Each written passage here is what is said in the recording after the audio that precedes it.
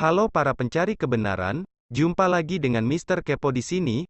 Bagaimana kabar dan keadaan Anda semuanya? Semoga tetap baik-baik saja dan makin makmur tambah sukses gemar ripah loh Jinawi. Di kesempatan kali ini kita akan mendengar pernyataan dari Noam Chomsky, seorang ahli bahasa Amerika, filsuf, ilmuwan kognitif, penulis esai sejarah, kritikus sosial, dan aktivis politik. Kadang-kadang disebut Bapak Linguistik Modern, Chomsky juga merupakan tokoh utama dalam filsafat analitik dan salah satu pendiri bidang ilmu kognitif. Dia adalah Profesor Linguistik Laureate di Universitas Arizona dan Profesor Institut Emeritus di Institut Teknologi Massachusetts, MIT, dan merupakan penulis lebih dari 150 buku tentang topik-topik seperti linguistik, perang, politik, dan media massa. Keluarga Noam Chomsky merupakan imigran Yahudi yang menetap di Amerika. Chomsky dan saudaranya dibesarkan secara Yahudi dan diajarkan Ibrani, tidak mengherankan karena ayahnya adalah seorang kepala sekolah agama kongregasi Mikveh Israel dan bergabung dengan Fakultas Gratz College. Noam Chomsky mengaku dirinya adalah seorang ateis sekuler. Ateis adalah orang yang tidak percaya pada Tuhan. Di kesempatan lain ia digambarkan sebagai seorang agnostis, tapi Chomsky berusaha menghormati keberadaan agama. Sudah hukum alamnya orang yang cerdas apalagi ilmuwan pasti tidak akan beriman pada Alkitab. Masa ada ilmuwan percaya kalau bumi dan langit punya tiang-tiang yang bisa goyang-goyang, itu pastinya bikin ngakak. Dan inilah pernyataannya mengenai Alkitab dilansir dari azquote.com. The Bible is one of the most genocidal books in history.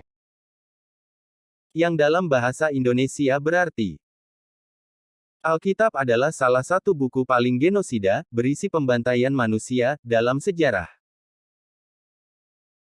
Dilansir dari detik.com, genosida artinya salah satu bentuk kejahatan dengan memusnahkan kelompok masyarakat tertentu secara sistematis dan disengaja.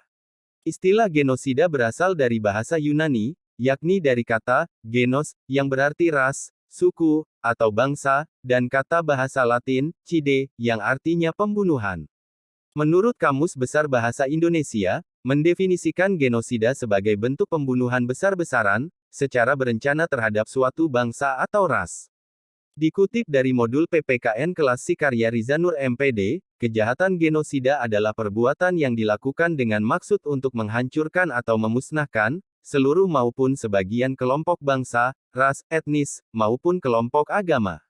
Bagaimana tanggapan saudara-saudari semuanya mengenai pernyataan Noam Chomsky, seorang ahli bahasa Amerika, filsuf, ilmuwan kognitif, penulis esai sejarah, kritikus sosial, dan aktivis politik ini?